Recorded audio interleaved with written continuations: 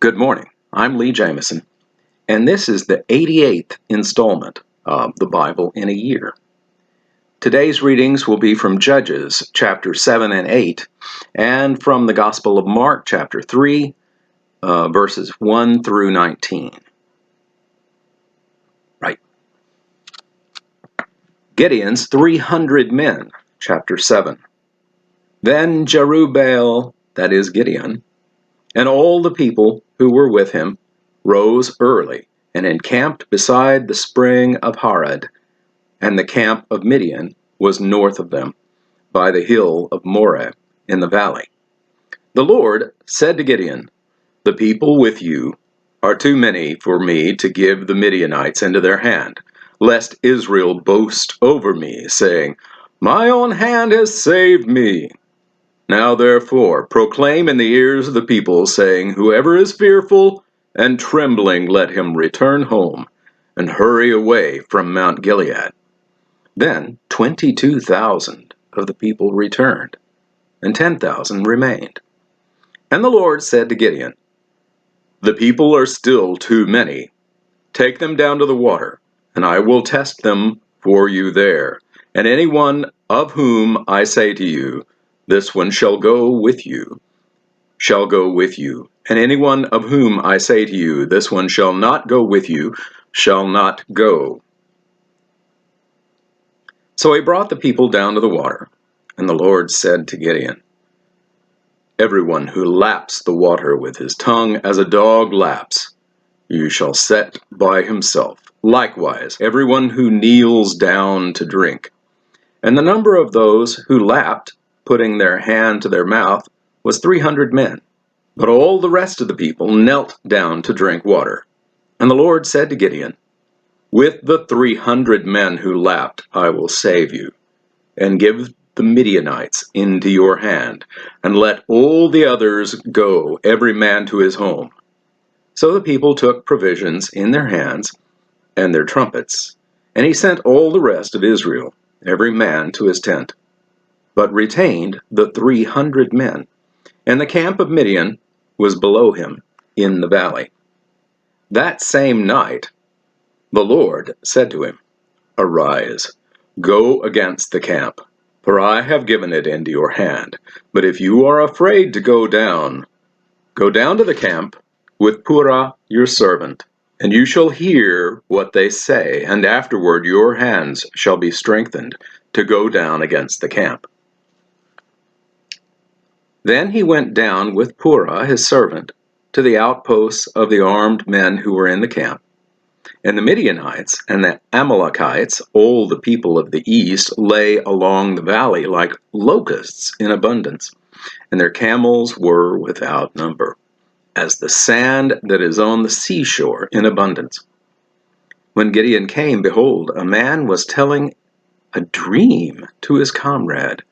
And he said, "Behold, I dreamed a dream, and behold, a cake of barley bread tumbled into the camp of Midian, and came to the tent, and struck it, so that it fell, and turned it upside down, so that the tent lay flat." And his comrade answered, "This is no other than the sword of Gideon, the son of Joash, a man of Israel. God has given into his hand Midian and all its camp." As soon as Gideon heard the telling of the dream and its interpretation, he worshipped. And he returned to the camp of Israel and said, "Arise, for the Lord has given the host of Midian into your hand." And he divided the 300 men into 3 companies, and put trumpets into the hands of all of them, and empty jars with torches inside the jars. And he said to them, "Look at me, and do likewise.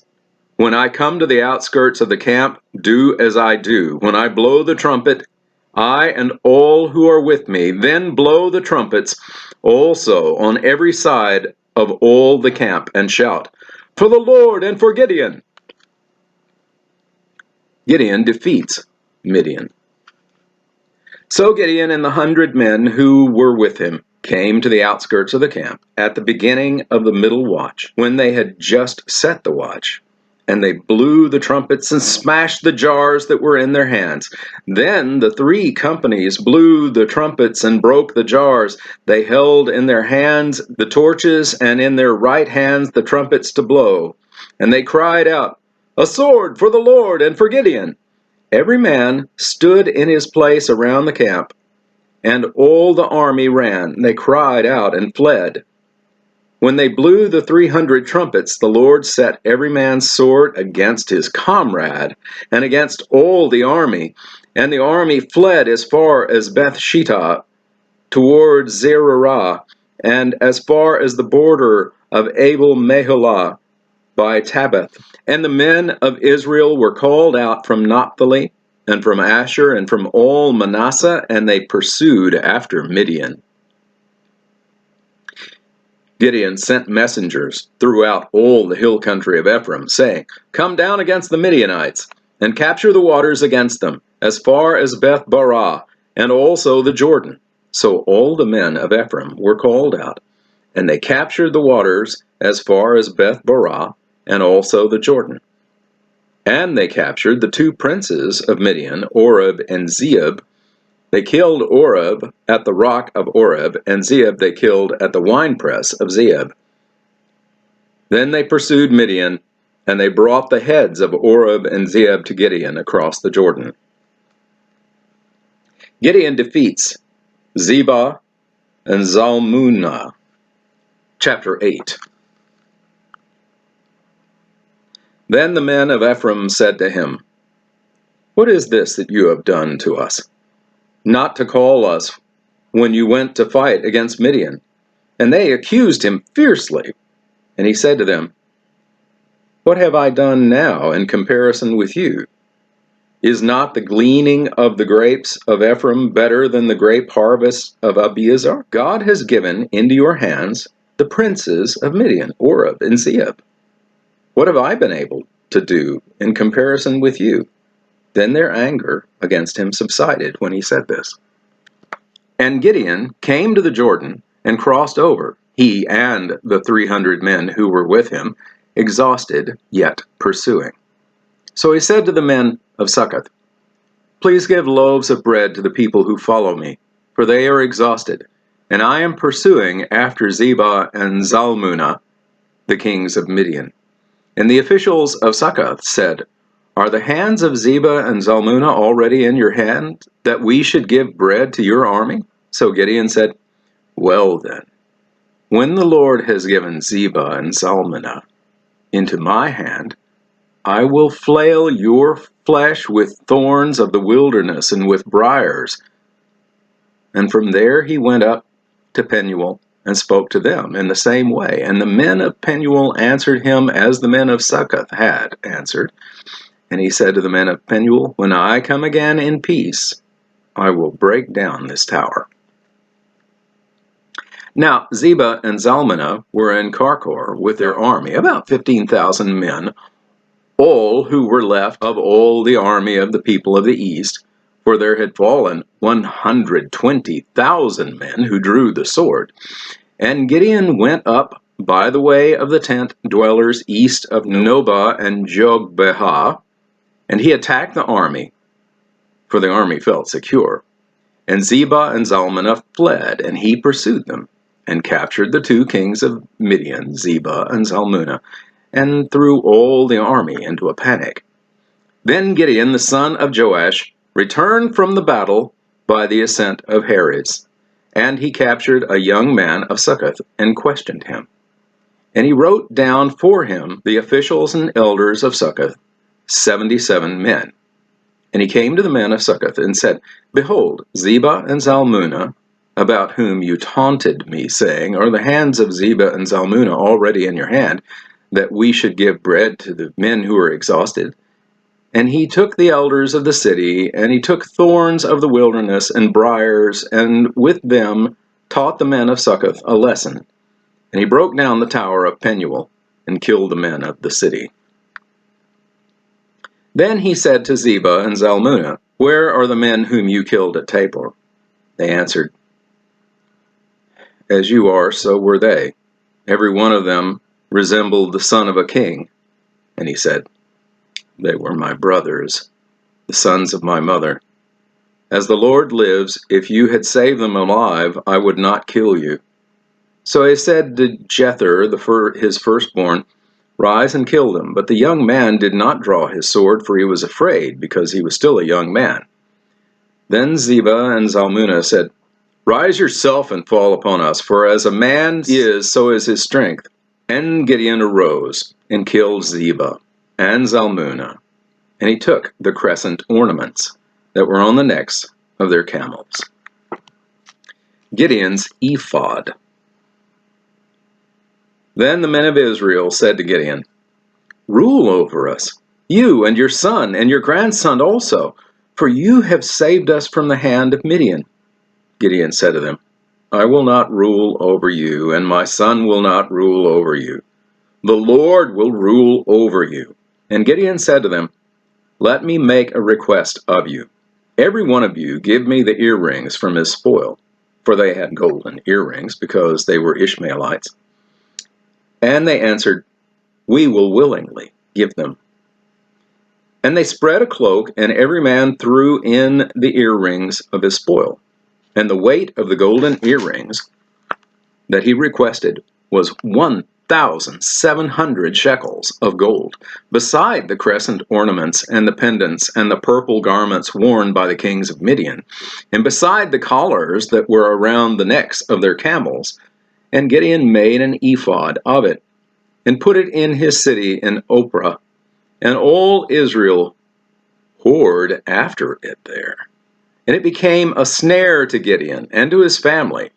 So Midian was subdued before the people of Israel, and they raised their heads no more. And the land had rest for 40 years in the days of Gideon. The death of Gideon.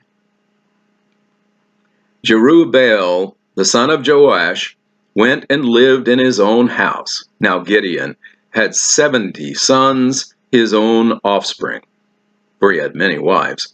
And his concubine, who was in Shechem, also bore him a son. And he called his name Abimelech. And Gideon the son of Joash died in a good old age, and was buried in the tomb of Joash his father, at Ophrah of the Abiezrites. As soon as Gideon died, the people of Israel turned again and whored after the Baals, and made Baal-berith their god. And the people of Israel did not remember the Lord their God, who had delivered them from the hand of all their enemies on every side. And they did not show steadfast love to the family of Jerubbaal, that is, Gideon, in return for all the good that he had done to Israel. That concludes the reading in Judges. And now Mark, chapter 3, verses 1 through 19. A man with a withered hand.